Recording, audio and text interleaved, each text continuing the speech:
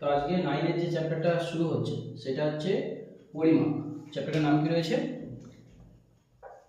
পরিমাপ। এই পরিমাপের চ্যাপ্টারে প্রথম যে টপিক, দেখো প্রত্যেকটা চ্যাপ্টারে অনেকগুলো করে টপিক রয়েছে। আমাদের 1.1 এর যে টপিকটা রয়েছে 1.1 টপিকটার নাম হচ্ছে পরিমাপ ও একক। কি রয়েছে? পরিমাপ ও একক। এটা খুবই ওই একই, আমি একক লিখেছি। এটা খুবই একটা সহজ টপিক। এটা কিন্তু সহজ যেরকম সেরকম এটা বেসিক। ভৌত বিজ্ঞানে ভবিষ্যতে তোমরা যত সূত্র করবে বা যাবতীয় যা অঙ্ক করবে সেক্ষেত্রে কার একক কি হবে সেটা ডিপেন্ড করে কিন্তু এই চ্যাপ্টারটির উপরে। সুতরাং এই চ্যাপ্টারের উপরে বেস থাকা খুবই গুরুত্বপূর্ণ। বুঝতে পারলাম জিনিসটা?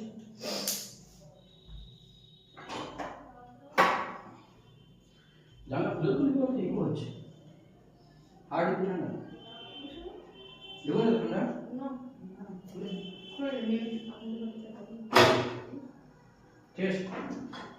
ইকোটা অতিরিক্ত হচ্ছে। তো চলো ফার্স্ট আমরা যে টপিকটা করব সেই টপিকটার নাম আমরা করব কি, ভৌত বা প্রাকৃতিক রাশি কি। প্রথম টপিক কি আমাদের? ভৌত বা প্রাকৃতিক রাশি। বুঝতে পারলো? ভৌত বা প্রাকৃতিক রাশি কি তোমরা সবাই কিন্তু নোট ডাউন করবে। যেটা বড় কোশ্চেন যতটা লাগবে আমি নোট ডাউন করাবো। তুই এদিকে চলে এদিকে চলে ভালো করে বস, বুঝতে পারবে, একদম সাথে সাথে লিখে দিতে হবে।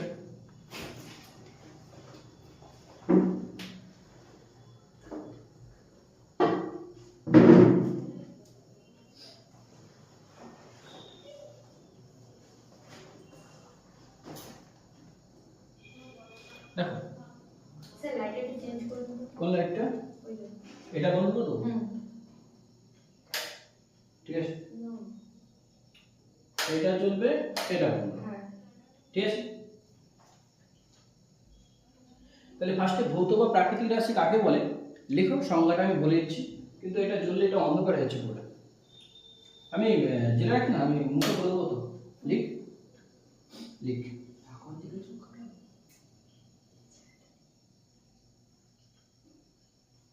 লিখো উচ্চতা, দেখো উচ্চতা কমা দৈর্ঘ্য কমা প্রস্থ কমা ভর কমা আয়তন, ঠিক আছে, ঘনত্ব, তারপরে কি লিখবে? ঘনত্ব ইত্যাদি প্রাকৃতিক ইত্যাদি ইত্যাদি লিখো, ঘনত্বের পরে ইত্যাদি লিখো, ইত্যাদি পরিমাপযোগ্য। কি? পরিমাপযোগ্য। পরিমাপযোগ্য কথার মানে কি? যেটাকে পরিমাপ করা যায়, মানে মাপা যায়। এই যেমন উচ্চতা, উচ্চতা আমি মাপতে পারি ভাই, আমি বলতে পারি দেবব্রতের উচ্চতা কত, মোনালির উচ্চতা কত, আমরা সেটা মাপতে পারবো। দৈর্ঘ্য, এটা রাস্তার দৈর্ঘ্য কত, এক্ষুনি স্কেল দিয়ে আমরা মাপবো, ফিতে আছে মাপার জন্য। প্রস্থ আমরা মাপতে পারি, ভর মাপতে পারি, ধরো চিনি কত কিলো মাপতে পারছি তো। আচ্ছা, আয়তন, দুধ জল লিটারে পরিমাপ করি।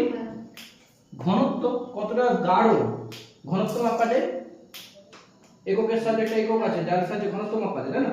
এই সমস্ত কিছুরই আমরা পরিমাপ করতে পারছি, তাই কি বলা হচ্ছে? পরিমাপযোগ্য। পরিমাপযোগ্য প্রাকৃতিক, কি হবে? প্রাকৃতিক, কৃত্রিম নয় কিন্তু, দেখো প্রাকৃতিক এলান স্বাভাবিকভাবেই পরিমাপযোগ্য। এগুলোর জন্য বিশেষ কোনো পন্থা বা করা কিছুর উপর নির্ভর নয়, জাস্ট স্বাভাবিকভাবে প্রাকৃতিক, বুঝা গেল? ইত্যাদি পরিমাপযোগ্য প্রাকৃতিক বিষয়গুলিকে কি বলা হবে? বিষয়গুলিকে ভৌত বা প্রাকৃতিক রাশি বলা হয়। ভৌত বা প্রাকৃতিক রাশি বলে। বলতে পারলাম ভৌত বা প্রাকৃতিক রাশি কাকে বলে? সংজ্ঞা বুঝতে পেরেছো সবাই?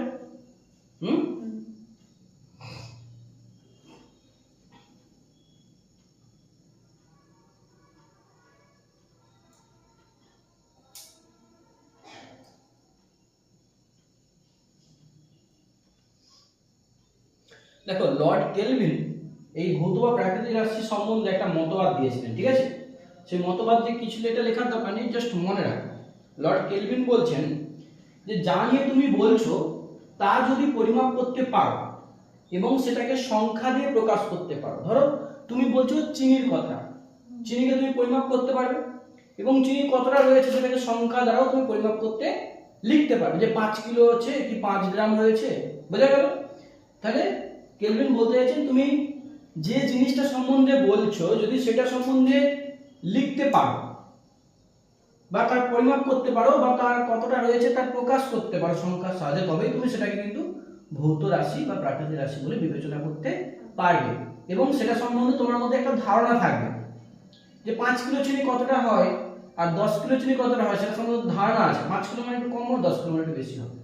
বাট যেটা সম্বন্ধে তুমি জানো না, ঠিক আছে, যার সম্বন্ধে তুমি পরিমাপ করতে পারবে না, সে সম্বন্ধে তোমার কোনো ধারণা থাকবে না। তুমি বলছো কি 50টা তারা, অ্যাকচুয়ালি একটা তারার আয়তন কত হয় সেটা সম্বন্ধে তোমার ধারণা নেই, সেটা তুমি পরিমাপ করতে পারবে? পারবে না। তাহলে যে জিনিসটা তুমি জানো, যে জিনিসটা সম্বন্ধে তোমার ধারণা রয়েছে, যেটাকে লিখে প্রকাশ করতে পারছো, পরিমাপটা লিখে প্রকাশ করতে পারছো, সেটাকে তুমি ভৌত রাশি বলে বিবেচনা করতে পারবে। বুঝতে পারলে জিনিসটা? ক্লিয়ার হয়েছে ধারণাটা? এরপরে ভৌত রাশির প্রকারভেদ করা হয়েছে, বুঝা গেল? মানে ভৌত রাশি অ্যাকচুয়ালি কয় প্রকার ও কি কি সে ব্যাপারে এখানেতে আমরা পড়াশোনা করব, ঠিক আছে? দেখো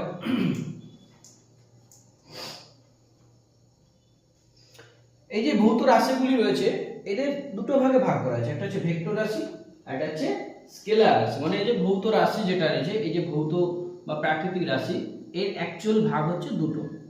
একটা হচ্ছে কি বললাম, ভেক্টর রাশি। কি রাশি? ভেক্টর রাশি। আর একটা কি বলছি আমরা, স্কেলার রাশি। কি বলবো আমরা? স্কেলার রাশি। তোমরা কিভাবে এটা লিখবে? তোমরা এখানেতে ভৌত রাশি হেডিং করে তার থেকে দুটো তীরচিহ্ন মেরে দুধারে বাকি দাও, ঠিক আছে?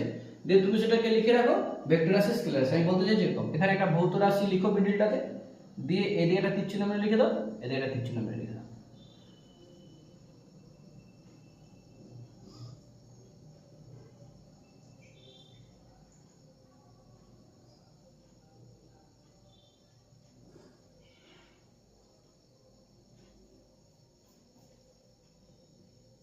হয়েছে? এবারে হেডিং করো ভেক্টর রাশি। এবারে হেডিং কি হবে আমাদের? এবারে আমাদের হেডিং হবে ভেক্টর রাশি। আমরা ভেক্টর রাশির সংজ্ঞা পড়ব, ঠিক আছে? ভেক্টর রাশি কাকে বলছে?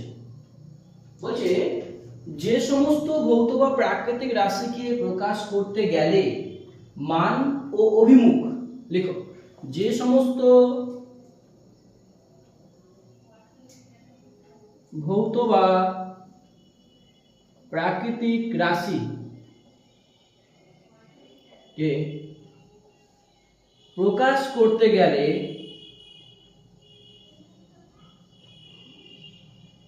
মান ও অভিমুখ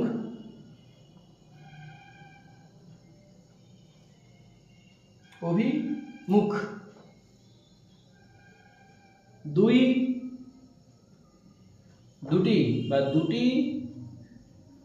নির্দেশ করতে হয়।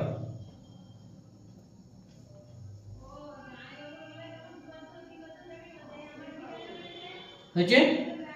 দুটি নির্দেশ করতে হয়, সেই রাশিকে ভেক্টর রাশি বলা হয়। বুঝে গেল?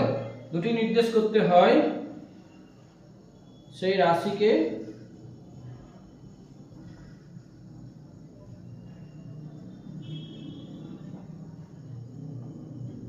ভেক্টর রাশি বলে। এবার শুধু ভেক্টর রাশি বলে এইটুকুনি লিখে দিলে তুমি নাম্বার পাবে না, এর অবশ্যই উদাহরণ দিতে হবে। ভেক্টর রাশির উদাহরণ কি কি রয়েছে লিখো। বেগ, বেগ। ভেক্টর রাশির উদাহরণ কি কি বলছি? বেগ। তারপর লিখো ত্বরণ,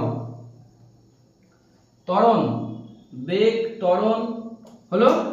তারপর লিখো ওজন, বল ইত্যাদি।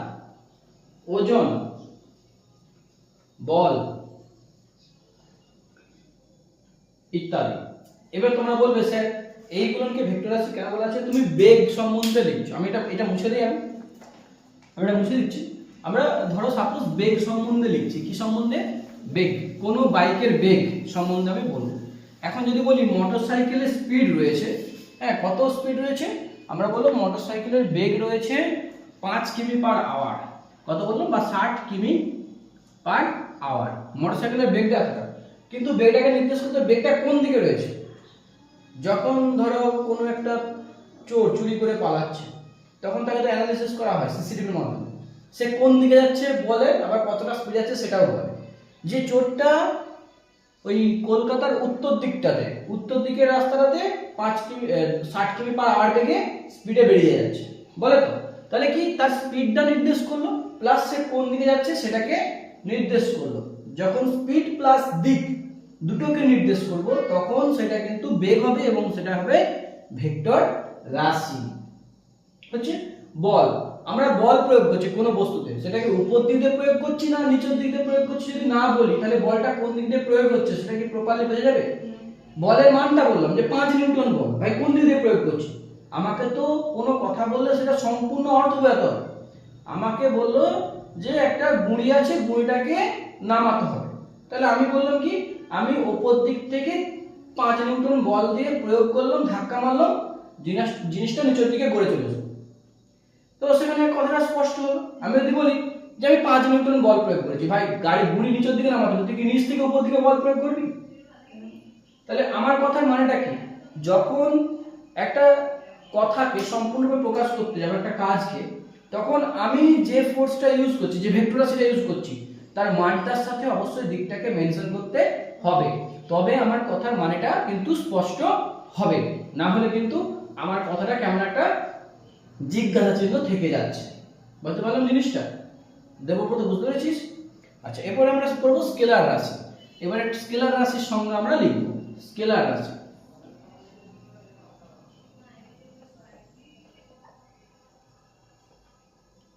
দেখো ভেক্টর রাশির ক্ষেত্রে মান ও অভিমুখ দুটোই দরকার ছিল, বুঝে গেল? কিন্তু স্কেলার রাশির সংজ্ঞাতে শুধুমাত্র মান থাকলেই হবে, অভিমুখের কোনো প্রয়োজন নেই। তাহলে কি হবে, যে সমস্ত ভৌত রাশি, আগে সংজ্ঞাটা কি লিখেছিলাম, যে সমস্ত ভৌত রাশি ভৌত বা প্রাকৃতিক রাশিকে প্রকাশ করতে গেলে যে সমস্ত ভৌত বা প্রাকৃতিক রাশিকে প্রকাশ করতে গেলে কেবলমাত্র মান ও অভিমুখ দুটি নির্দেশ কেবলমাত্র মান নির্দেশ করা, মানে মান নির্দেশ করলেই প্রকাশ করা যায়, তাদেরকে বলা হচ্ছে স্কেলার রাশি। যে সমস্ত ভৌত রাশি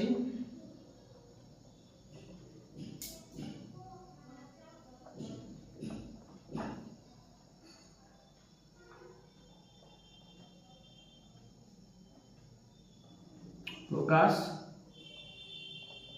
কেবলমাত্র প্রকাশ করতে গেলে মান নির্দেশের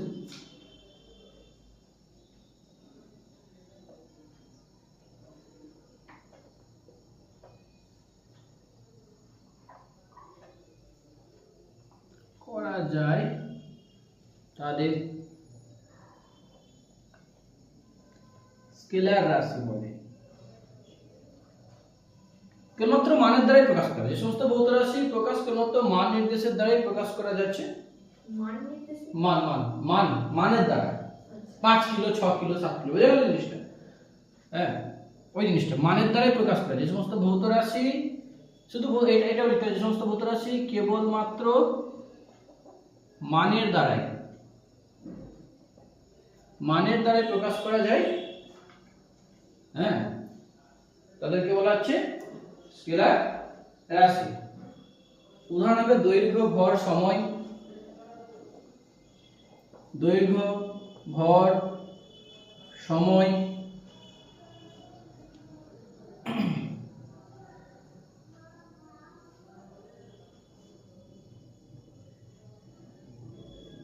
এটা কি দৈর্ঘ্য, ভর, আচ্ছা, আয়তন, ঘনত্ব, ইত্যাদি, নাকি দেবব্রত? ঠিক বললাম তো? তাহলে আপাতত যে কটা টপিক তোমাদেরকে পড়ালাম, সে কটা টপিক সম্বন্ধে কারো কোনো সমস্যা রয়েছে?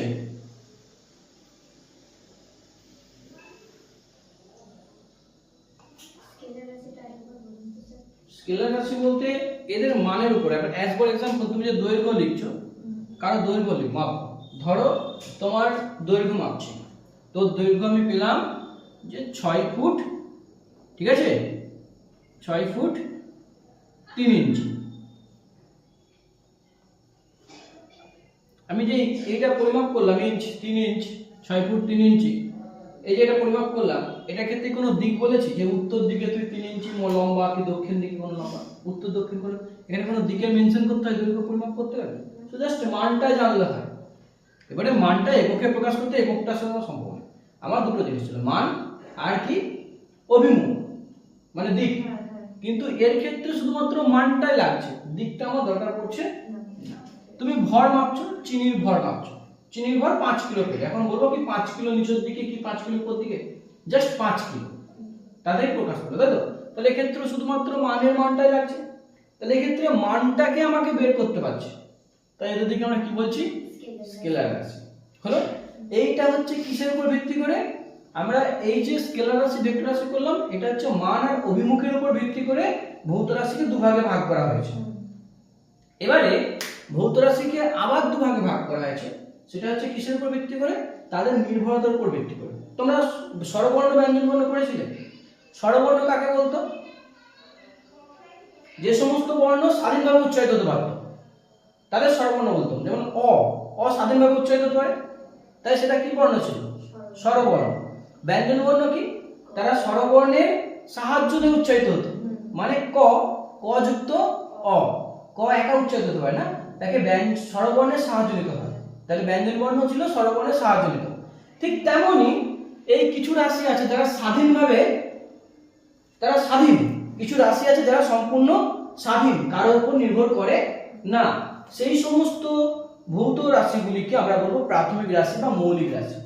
তাহলে এবারে আমাদের কাছে টপিক চলে আসছে কি, প্রাথমিক রাশি বা মৌলিক রাশি কাকে বলছে। তাহলে হেডিং হবে প্রাথমিক রাশি।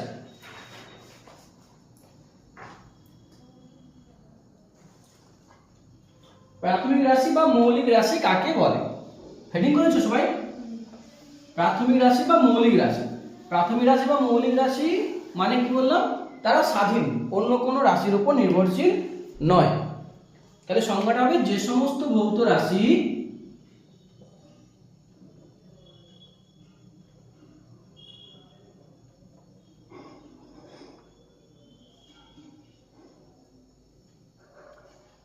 প্রাথমিক বা মৌলিক রাশি, যে সমস্ত কি বললাম, যে সমস্ত ভৌত রাশি অন্য কোনো রাশির উপর নির্ভরশীল নয়, যে সমস্ত ভৌত রাশি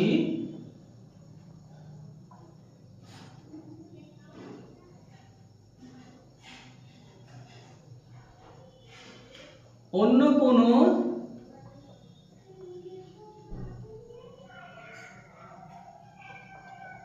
রাশির ওপর নির্ভরশীল নয়,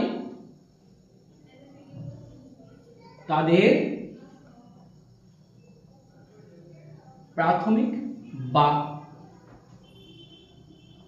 মৌলিক রাশি বলে। বলতে পারো দেবব্রত, বুঝতে পেরেছিস কি বললাম ব্যাপারটা? যে সমস্ত ভৌত রাশি অন্য কোনো রাশির উপর নির্ভরশীল নেই, মানে তারা স্বাধীন, সেলফ ডিপেন্ডেন্ট, সে সমস্ত রাশিগুলিকে আমরা কি বলছি, মৌলিক রাশি বা প্রাথমিক রাশি। এক্সাম্পল দিতে হবে। আমরা যে সমস্ত রাশিগুলি এক্ষুনি পেলাম, যেটা স্কেলার রাশি ছিল, প্রত্যেকটি স্কেলার রাশি কিন্তু স্বাধীন, তাই প্রত্যেকটি স্কেলার রাশি হবে মৌলিক রাশি। তাহলে স্কেলার রাশির নামগুলো কি তোমরা মৌলিক রাশিতে লিখে দাও।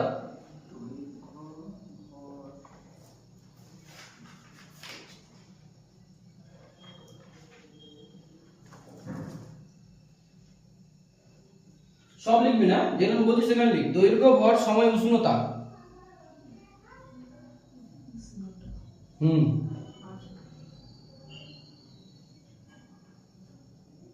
দৈর্ঘ্য, ভর, সময়, উষ্ণতা, ঠিক আছে, ইত্যাদি করে।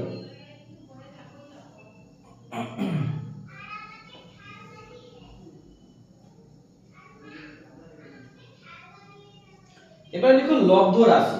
পরের হেডিং কি হবে, লব্ধ রাশি।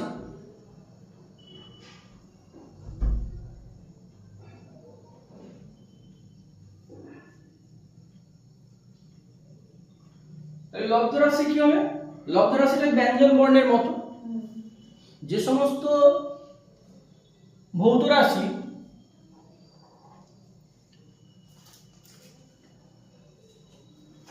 এক বা একাধিক, এক হবে নি, একাধিক, যে সমস্ত ভৌত রাশি একাধিক মৌলিক রাশির সমন্বয়ে গঠিত, যে সমস্ত ভৌত রাশি একাধিক মৌলিক রাশির সমন্বয়ে গঠিত, লিখেছিস? তাদের তাদের লব্ধ রাশি বলা হয়। তাদের কি রাশি বলা হচ্ছে? তাদের বলা হচ্ছে লব্ধ রাশি। হয়েছে?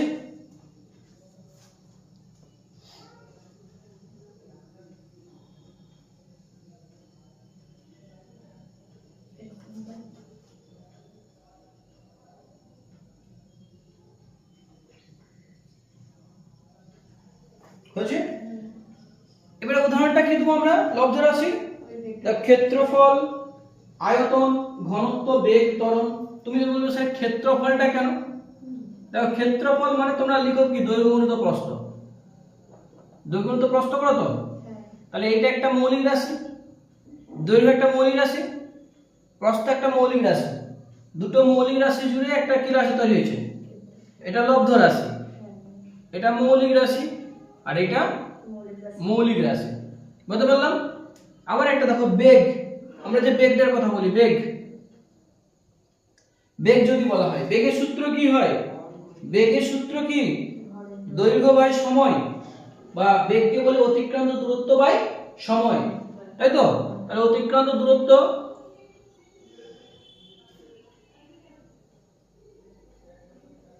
বাই সময়, তাহলে এটা একটা মৌলিক রাশি তো? দূরত্ব মানে কি দৈর্ঘ্য, এটা একটা মৌলিক রাশি। দুটো মৌলিক রাশি মিলে কি তৈরি করেছে? একটা লব্ধ রাশি, যার কারণে লব্ধ রাশি। দেখো প্রত্যেকটা উদাহরণের সাহায্যে তোমাদের বোঝাচ্ছি, তোমরা তারপরে এই উদাহরণগুলো টুকে রাখো, এটা ভেঙে ভেঙে লিখে রাখো। দ্যাটস ওয়াই ফিউচারে তোমাদের অসুবিধা হবে। ধরো আজকে যেটা পড়াচ্ছি 3 মাস পরেও তুমি যখন খাতা খুলে পড়বে তখন কিন্তু তোমার এটা মনে রয়ে যাবে পড়া। বুঝা গেল?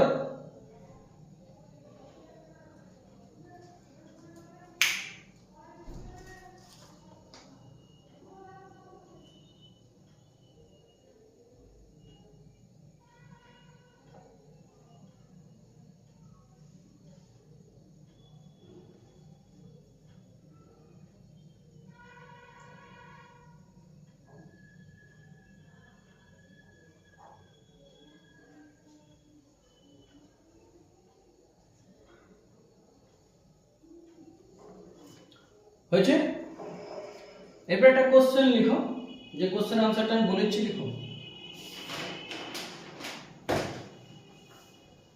দেখো এককের প্রয়োজনীয়তা কি? খুব ইম্পর্টেন্ট একটা কোশ্চেন।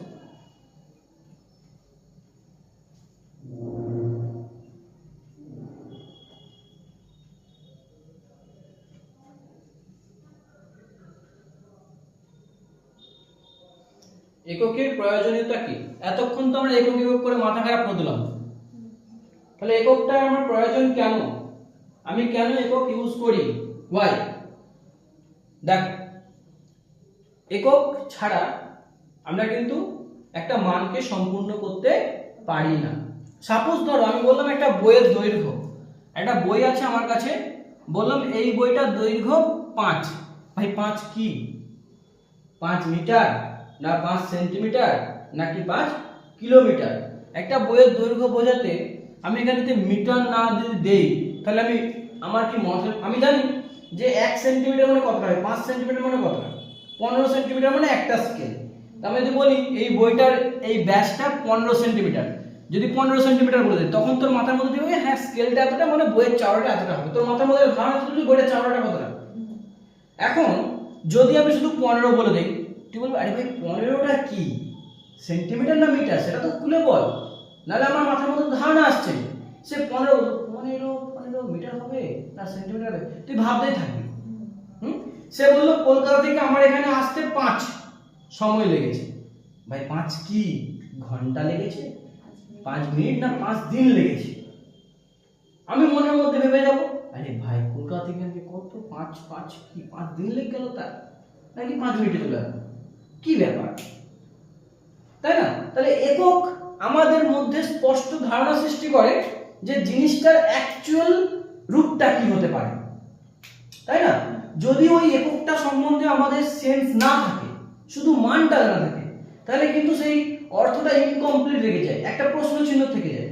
তাই এককটা সবথেকে বেশি গুরুত্বপূর্ণ। এবারে বলবি সেটাকে কথায় লিখবো কিভাবে, রাইট?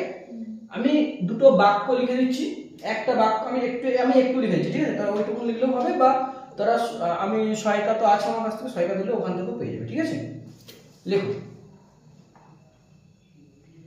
একক ছাড়া পরিমাপের কোনো অর্থ হয় না। ঠিক, পরিমাপের কোনো মানে হবে একক ছাড়া?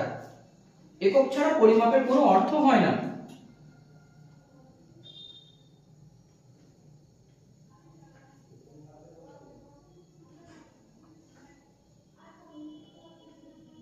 এটা মুছে দিই, হ্যাঁ?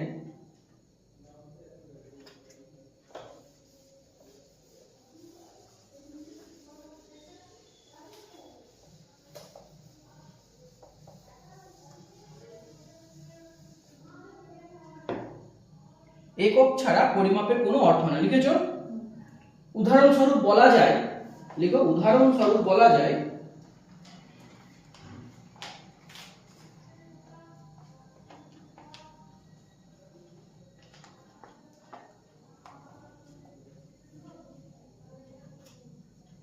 একটি বইয়ের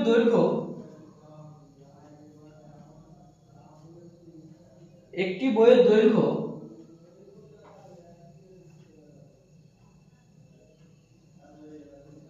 24 বললে, একটি বইয়ের দৈর্ঘ্য 24 বললে কোনো অর্থই হয় না। একটি বইয়ের দৈর্ঘ্য 24 বললে কোনো অর্থই হয় না।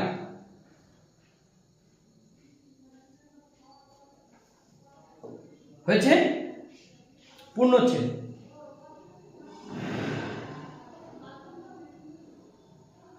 কিন্তু 24 সেমি বললে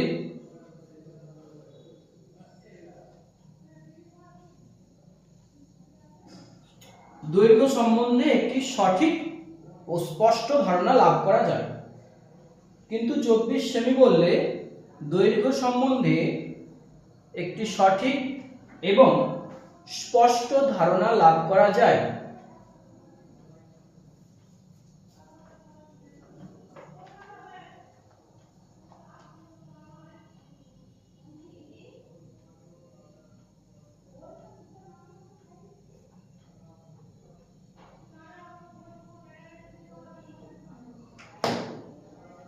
অন্যদিকে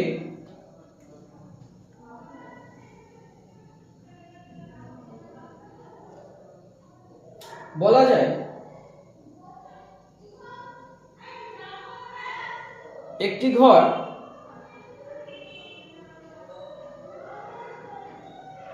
6 মিটার গুণিত 4 মিটার, এর অর্থ হলো একটি ঘর 6 মিটার গুণিত 4 মিটার, এর অর্থ হলো ঘরটির দৈর্ঘ্য 6 মিটার এবং প্রস্থ 4 মিটার।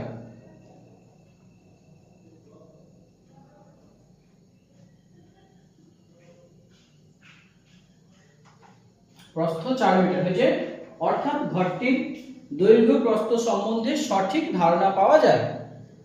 অর্থাৎ ঘরটির দৈর্ঘ্য প্রস্থ সম্বন্ধে সঠিক ধারণা পাওয়া যায়।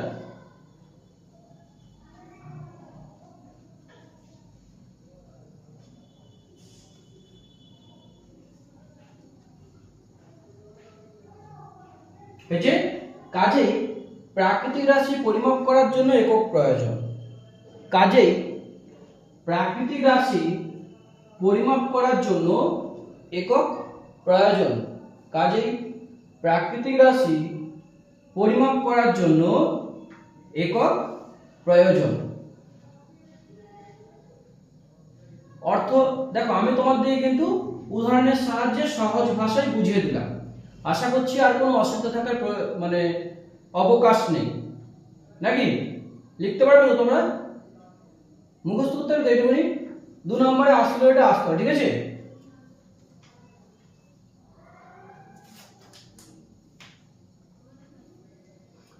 এবারে আমরা এককের সংজ্ঞা পড়ব, যে একক কাকে বলে, ঠিক আছে? তারপরে এককের সংখ্যামান পড়ব, প্রাথমিক একক কাকে বলে, লব্ধ একক কাকে বলে, সে সমস্ত টপিক পড়ব আজকে।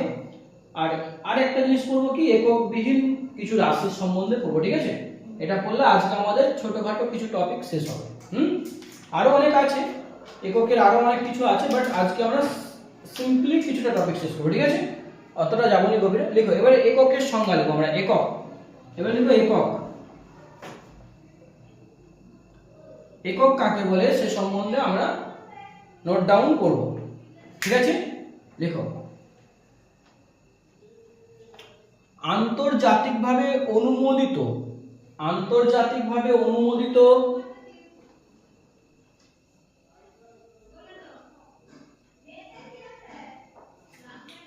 আন্তর্জাতিকভাবে অনুমোদিত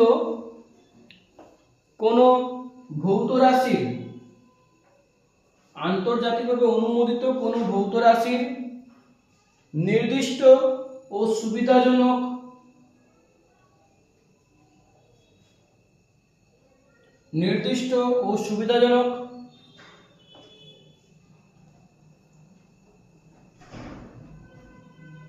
হচ্ছে প্রমাণ পরিমাণ, নির্দিষ্ট ও সুবিধাজনক প্রমাণ পরিমাণ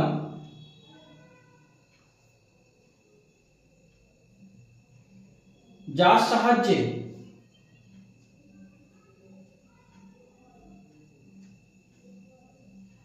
ওই ভৌত রাশির পরিমাপকে, যার সাহায্যে ওই ভৌত রাশির পরিমাপকে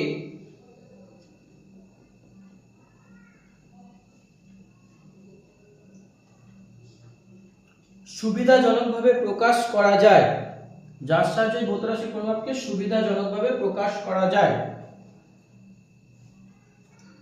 লিখেছ? তাকে ওই রাশির একক বলা হয়।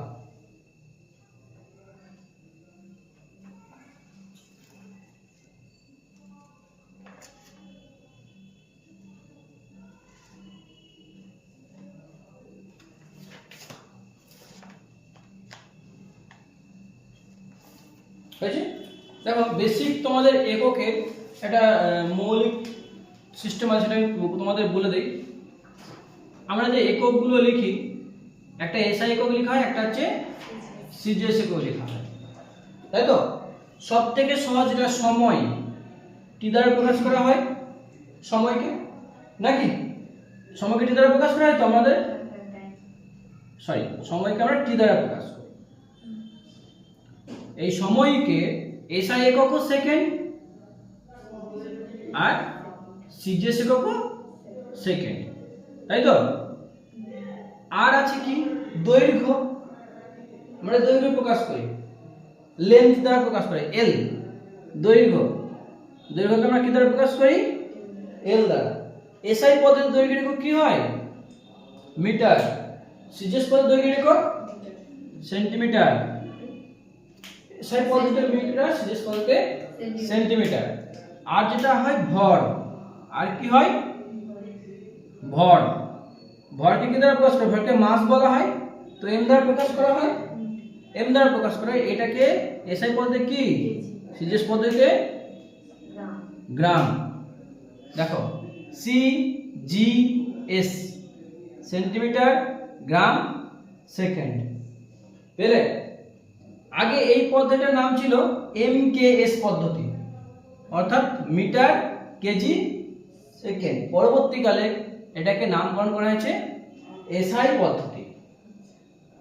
বুঝে গেল? তোমরা সিজিএসটা দেখলেই এই এককগুলোকে সহজে চিনে ফেলতে পারবে। C for centimetre, G for gram, S for second. তাহলে বাকিগুলো এসআই হবে।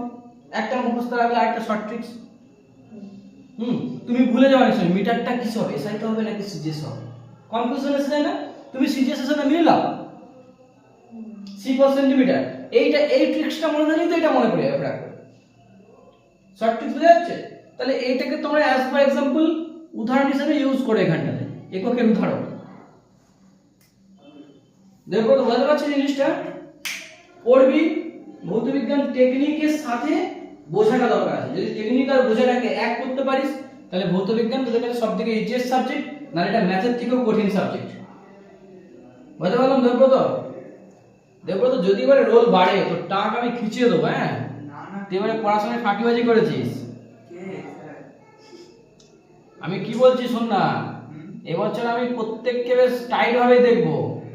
দুদিন পর মানে এটা ভাবিস নি যে স্যার, হ্যাঁ সে বছর একটা সমস্যা ছিল, সমস্যাটা দূর হয়ে গেছে, একটা দুশ্চিন্তায় ছিল, অনেক দুশ্চিন্তা ছিল, কিন্তু একটা না, যা প্রমোশন হয়ে গেছে, চাপ নেই, একদম পুরো বিন্দাস আছে। সুতরাং এবছর ছাত্রছাত্রীদের আমি টোলমাটোল করে ছেড়ে দেবো। হ্যাঁ, যদি রেজাল্ট না হয়, তোদের 9 এর রেজাল্ট কিভাবে করাবো সেটা আমি জানি।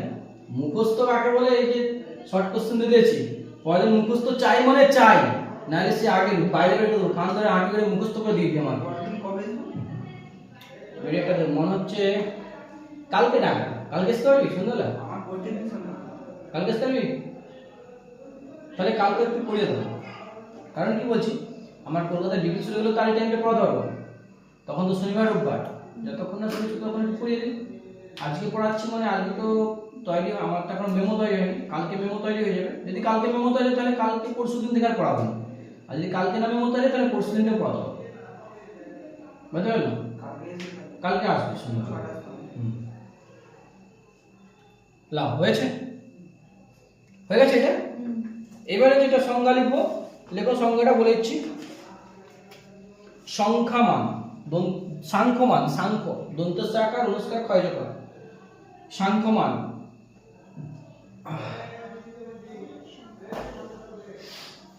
পরের টপিক হচ্ছে সাংখ্যমান।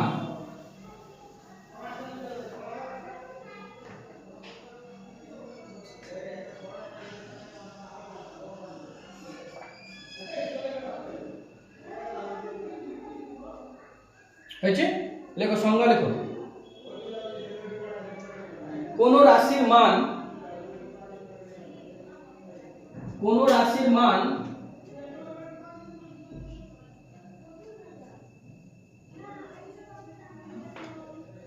তার এককের সাথে তুলনা করে,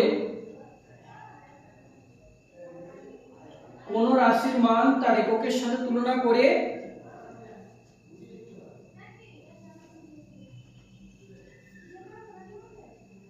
নির্ণয় করা হয়।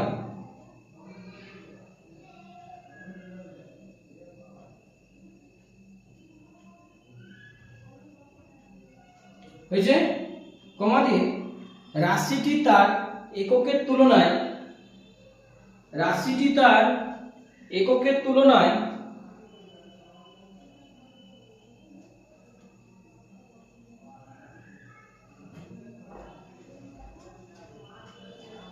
যত গুণ বড় বা ছোট হয়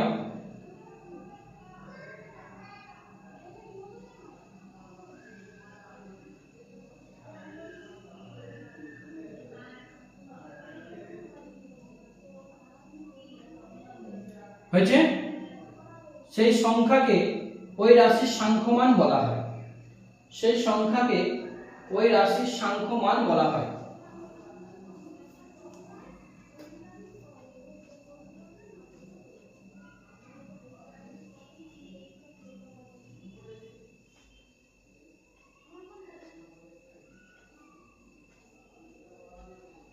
হয়েছে, এবার আমরা এটাকে সহজভাবে বুঝবো কি করে, মানে সংখ্যাটা এমন ভাবে দেওয়া আছে একটু বুঝতে কঠিন লাগছে না?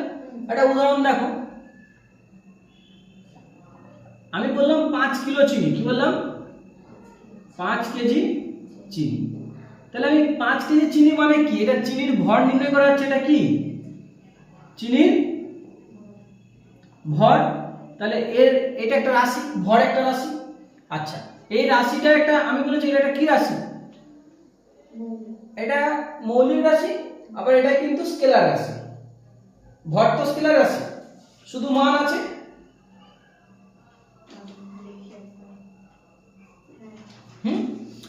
তো এই যে 5 কিলো, তাহলে এটা একটা রাশি, মান, এটা শুধু একটা মান, এটা পুরোটা একটা মান বলবো, তাই তো?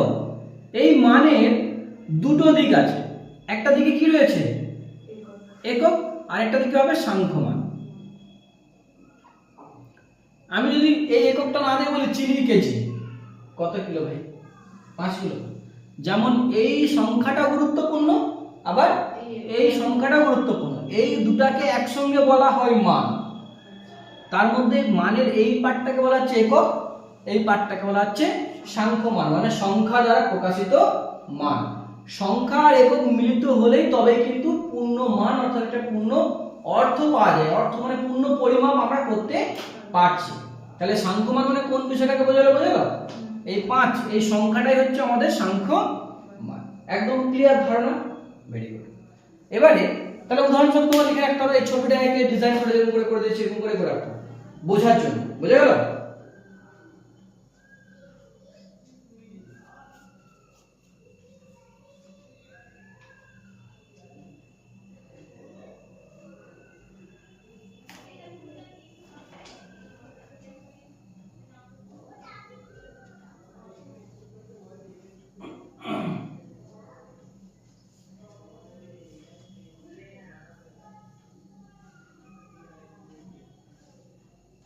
ঠিক আছে?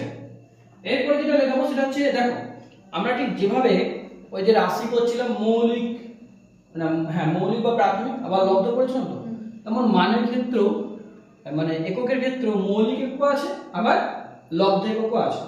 আমরা ফার্স্ট লিখবো কি? মৌলিক বা প্রাথমিক একক। দেখো মৌলিক বা প্রাথমিক একক হেডিং। একক আবার দুই প্রকার পেলাম, মৌলিক একক আর তারপর নিচে পাবো লব্ধ একক।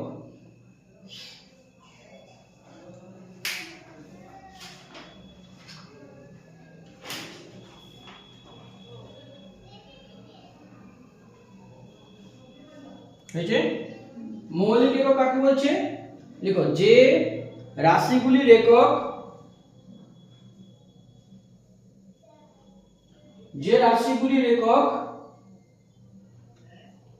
পরস্পরের উপর নির্ভর করে না,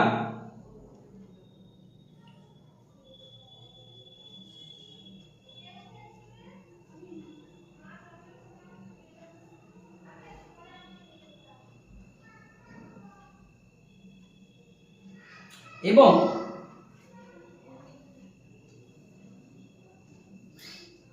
যাদের একক থেকে অন্যান্য প্রায় সমস্ত লব্ধ রাশির একক গঠিত হয়, অন্যান্য প্রায় সমস্ত লব্ধ রাশির একক গঠিত হয়,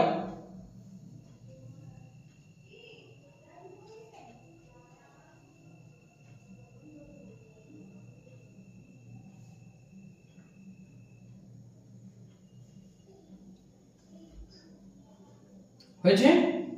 সেই এককগুলিকে মৌলিক বা প্রাথমিক একক বলা হয়।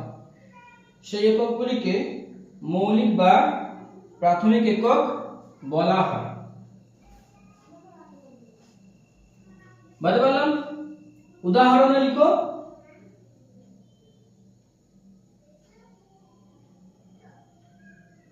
দৈর্ঘ্যের এসআই একক মিটার,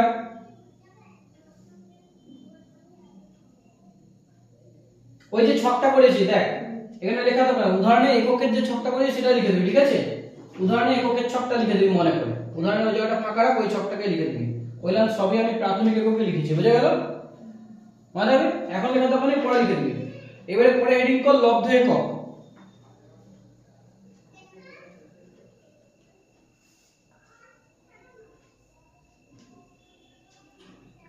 লিখো লব্ধ একক কি? লব্ধ এককের সঙ্গে কি হবে? যে সমস্ত একক একাধিক মৌলিক এককের সাহায্যে গঠিত হয় সেগুলিকে বলা হচ্ছে লব্ধ একক। লিখো, যে সমস্ত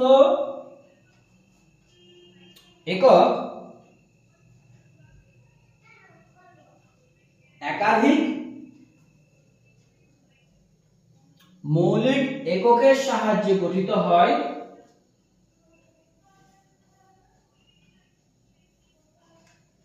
সেগুলিকে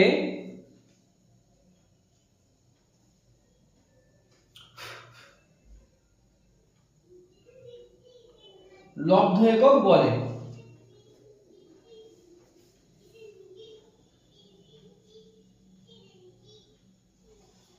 লিখেছ? উদাহরণে লিখো। যেমন ধরো ত্বরণ, ত্বরণের এসআই একক কি হবে? উদাহরণ লিখো, ত্বরণের এসআই একক ত্বরণ। ত্বরণের এসআই একক কত হবে বলো? ত্বরণের এসআই একক হচ্ছে মিটার পার সেকেন্ড স্কয়ার হয়। মনে আছে? মিটার পার সেকেন্ড স্কয়ার হয়। হ্যাঁ, কেন হচ্ছে? এর ম্যাথমেটিক্যাল সূত্র আছে, যেমন একটা বেগ দিয়ে বুঝিয়ে তোমাদেরকে। বেগ, আমরা বেগ করছিলাম তো, বেগের গাণিতিক রূপটা কি ছিল? বেগ সমান দূরত্ব বাই সময়, তো রাইট? হ্যাঁ, তাহলে অতিক্রান্ত দূরত্ব মানে কি? তাহলে বেগের একক যদি বের করি তাহলে দূরত্বের একক বাই সময়ের একক। ঠিক, দূরত্বের একক কি হয় এসআই পদ্ধতিতে? মিটার। সময়ের এসআই পদ্ধতিতে একক কি হয়? সেকেন্ড। তাহলে কি হলো? মিটার পার সেকেন্ড হয়ে গেল। ব্যাপারটা বুঝে গেল? তেমন ত্বরণের একটা সূত্র ছিল, এবং ত্বরণের কি সূত্র ছিল স্যার আমি এখন বলবো। এই শেষের দিকে তো আরো অনেক কিছু আছে, মাত্রা শিখবো, সেখানে এই সূত্রগুলো সব আমরা পাবো। আমরা সেই সমস্ত সূত্রের সাথে মাত্রা একক সবকে মিক্স করে দেবো সহজ করার জন্য। বুঝে গেল? একটা লার্জেস্ট ছক তৈরি করা, ওই ছকটা মুখস্থ করতে হলে পরীক্ষায় মাস্ট পাবি। এখন যেটা বেসিক সেটা শিখে দিচ্ছি, ডিসকাশন হবে আমাদের, যা শিখে এসেছি সব রিভাইজ হবে, বাট আপাতত বেসিকটা আমরা শিখবো। এই জায়গা যে জায়গাগুলো আমাদের ভুলে গেছি মনের মধ্যে, সেগুলোকে প্রশ্ন চিহ্ন দিয়ে রেখে দাও। যখন কমপ্লিট হবে তখন সব কিছু এসে যাবে চোখের সামনে, তখন সব প্রশ্ন চিহ্ন আমাদের কাটা হয়ে যাবে। বুঝে গেল? জিজ্ঞাসা থাকো মনের মধ্যে, তবেই কিন্তু পড়াশোনার প্রতি আমাদের জেদটা বাড়বে, তীব্র হবে। মিস্ট্রি না থাকলে, রহস্য না থাকলে কখনো কোনো সমস্যা উন্মোচিত হয় না, নাকি? সবটা জানি, প্রথম থেকে থাকলেও সবটা জানি, তাহলে কি হবে? মনের মধ্যে প্রশ্ন চিহ্ন থাকুক। বুঝতে পারলাম? এরপরে দেখো, আমরা আমরা যা করব তাদেরই একক থাকবে এমন কোনো কথা নেই। কিছু কিছু কিছু কিছু একক, মানে কিছু কিছু একক আছে যাদের কোনো ইয়ে নেই, মানে তাদের এককবিহীন রাশি বলা হয়। তাদের কিছু কিছু রাশি আছে যাদের কোনো একক নেই, এককবিহীন রাশি বলে। আছে এমন কিছু রাশি। বলবি স্যার কি কি আছে? তাহলে আগে আমাদের সংজ্ঞাটা জানতে হবে, তাই না? তাহলে ফার্স্ট তোমরা লিখো যে এককবিহীন ভৌত রাশি বলতে কি বোঝো, বা এমনি হেডিং করে এককবিহীন ভৌত রাশি। এককবিহীন ভৌত রাশি।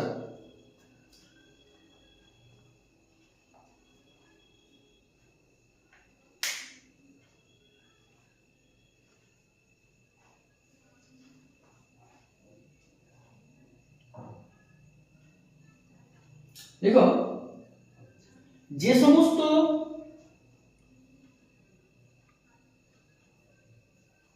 ভৌত রাশি, যে সমস্ত ভৌত রাশি লিখেছ দুটি একই ধরনের রাশির অনুপাত, যে সমস্ত ভৌত রাশি দুটি একই ধরনের রাশির অনুপাত,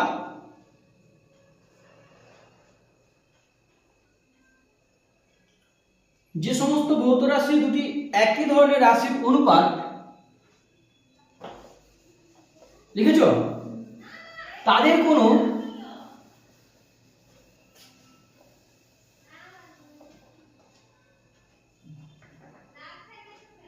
কোনো একক থাকে না, তাদের কোনো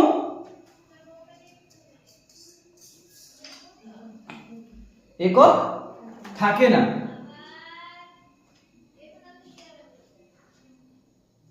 লিখেছো?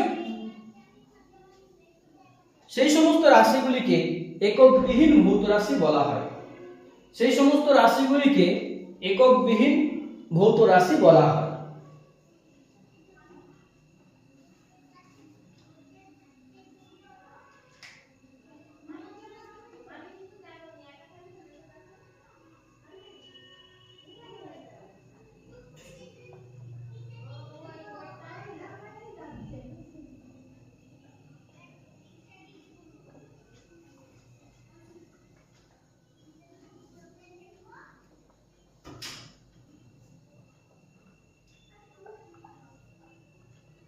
উদাহরণ লিখাবো, হ্যাঁ?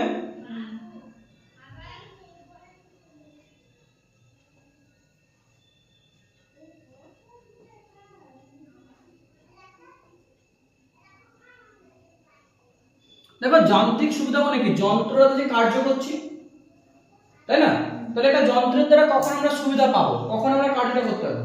যখন যন্ত্রের দ্বারা অপসারিত বাধা বল, আমরা যন্ত্র দিয়ে কোন একটা বাধা বল, সাপোজ একটা গুঁড়ি আছে, একটা কাঠের গুঁড়ি পড়ে আছে, তার ভেতরে একটা শাবল ঢুকিয়ে দিয়ে আমরা গুঁড়িটাকে তুলছি, তাই যখন শাবলটাকে কাছে করে ঢুকিয়ে এরকম টানবো তখন গুঁড়িটা কি হবে, গড়ে যাবে।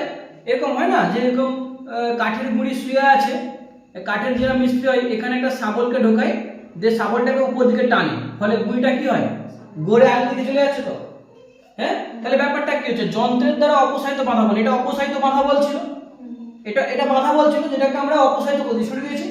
আর এটা যন্ত্রের প্রযুক্ত বল, এই যে যন্ত্রকে আমরা প্রযুক্ত করলাম, বলটা যন্ত্র দ্বারা বলটাকে ঠেললাম, এর ফলে কি হলো, আমরা যান্ত্রিক সুবিধা পেলাম, অর্থাৎ যন্ত্র দিয়ে আমরা কার্য করতে পারলাম। এক্ষেত্রে এই যে বাধা, এটাও তো একটা বল আর এটাও তো একটা বল নাকি? তাহলে এই বলের একক নিউটন, এই বলের একক নিউটন, তাহলে উপর উপরে নিউটন কি হয়েছে, নিচে কেটে যাবে। তাহলে এর কোনো একক পাবো আমরা? পাবো না। তাহলে তখন এটা কি হয়ে যাবে, একক বিহীন রাশিতে পরিণত হবে। ব্যাপারটা বুঝে গেল? অর্থাৎ যখন আমরা কোনো রাশিকে এমন দুটো রাশি দ্বারা প্রকাশ করব যাদের এককটা সমান, ফলে কি হবে, উপর নিচে সেই রাশিটা কেটে যায়, তখন তার কোনো রাশি একক থাকছে না, মানটা থাকবে কিন্তু এককটা থাকবে না, তখন সেটাকে বলা হবে একক বিহীন রাশি। ক্লিয়ার ব্যাপারটা? এরকম একাধিক রয়েছে, উদাহরণগুলো পরপর লিখে বলে দিচ্ছি। হ্যাঁ, পারমাণবিক ভর, পারমাণবিক ভর লিখেছিস? আণবিক ভর, দেখো তুমি পরমাণু ভর মাপো তো, অনেকগুলো পরমাণুতে একটা অণু তৈরি হয়, একটা অণুর ভর থাকবে। তুমি একটা ইটের ভর মাপছো, ইটটাকে গুঁড়া করে দিয়ে একটা টুকরার ভর মাপতে পারবে, একটা টুকরা পরমাণু, তার ভর যেমন পাচ্ছি, তেমন অনেকগুলো পরমাণু দ্বারা গঠিত একটা অণু, তারও তো একটা ভর পাবো। তাহলে পারমাণবিক ভর, আণবিক ভর সবটাই রয়েছে, বুঝে গেল? পদার্থের আপেক্ষিক গুরুত্ব,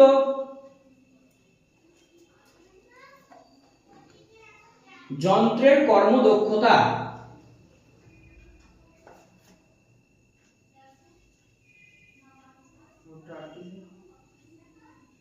পদার্থের আণবিক গুরুত্ব বললাম, আর যন্ত্রের কর্মদক্ষতা, ইত্যাদি। এই বলে আজকে আমাদের বেসিক পার্টের ফার্স্ট যে টপিকটা ছিল তার কিছুটা অংশ শেষ করলাম। আশা করছি কোনো অংশে তোমাদের কোনো অসুবিধা নেই, সবটা স্পষ্টভাবে বোঝাতে পেরেছি। এখানে অনেক কিছু প্রশ্ন থাকবে, যেমন ধরো পারমাণবিক গুরুত্ব নির্ণয় গাণিতিক রূপটা স্যার কি রয়েছে, এই জিনিসগুলো তোমরা সময়ের সাথে শিখবে। আমরা যখন ধরো অণু পরমাণুর বিষয়ে ঢুকবো, আছে তোমাদের এখানে চ্যাপ্টার আছে, আমরা যখন সেই চ্যাপ্টারগুলো ঢুকবো তখন তোমরা এই আণবিক ভর নির্ণয়, পারমাণবিক ভর নির্ণয় ব্যাপারটা জানবে, সূত্র আমরা সবই করাবো। এটা তো বেসিক চ্যাপ্টার, তাই এখানে তোমাকে একক আর তার পরিমাপটা জানতে হবে। সুতরাং এখানে তো ওই ডিটেলসগুলো দিয়ে দিলে বাকি চ্যাপ্টারগুলো তৈরি করাটা বৃথা হবে। তাহলে আমরা শুধু এখানে তো শুধু নামগুলো আমি পড়বো, যে এগুলোকে একক বিহীন রাশি বলে। কেন একক বিহীন, তার অ্যানালিসিসটা আমরা অন্য জায়গায় যে করব। শুধু একক বিহীন রাশিটা বোঝানোর জন্য একটা এক্সাম্পল দিয়ে আমরা দেখালাম, তাহলে প্রতিটার ক্ষেত্রে এরকম একটা ঘটনা ঘটবে, এইটা আমরা বুঝতে পারছি, এইটা বোঝাটা দরকার। ডিটেলসটা আরো ডিটেলসে যাবো, তোমাদের अभी पिक्चर स्टार्ट हुई, फिल्म पूरा बाकी है নাকি দেবব্রত? 9টা মনে রাখবে, আমি আগে একদম ফার্স্ট ডে তোমার দিকে বলে দিচ্ছি, আজকে ভিডিও হচ্ছে, ভিডিও তো থাকবে আমার এই কথাটা মেনে নিবি। পুরো ক্লাস 10 পর্যন্ত 5 to 10 সবথেকে কঠিনতম ক্লাস হচ্ছে 9। যে খুব ভালো করে পড়বে এখানেতে সে কিন্তু সবথেকে বেস্ট নলেজ পাবে। এইখানে যেমন কঠিন চ্যাপ্টার আছে তেমন অনেক বড় বড় কোশ্চেন পাবে, অনেক জটিল কোশ্চেন পাবে, আর তেমন প্রচুর কোশ্চেন থাকবে এখানে। 9 হচ্ছে গোটা সেকেন্ডারি, মানে হায়ার সেকেন্ডারি এডুকেশন, 5 to 10 এর মধ্যে সব থেকে কঠিনতম ক্লাস, একদম ফার্স্ট থেকেই বলেছি এখানে ম্যাথমেটিক্সও যেমন টাফ, তেমন তোর ফিজিক্যাল সায়েন্সও টাফ, তেমন তো লাইফ সায়েন্স মুখস্থ করতে হবে, ইতিহাসও মুখস্থ করতে হবে।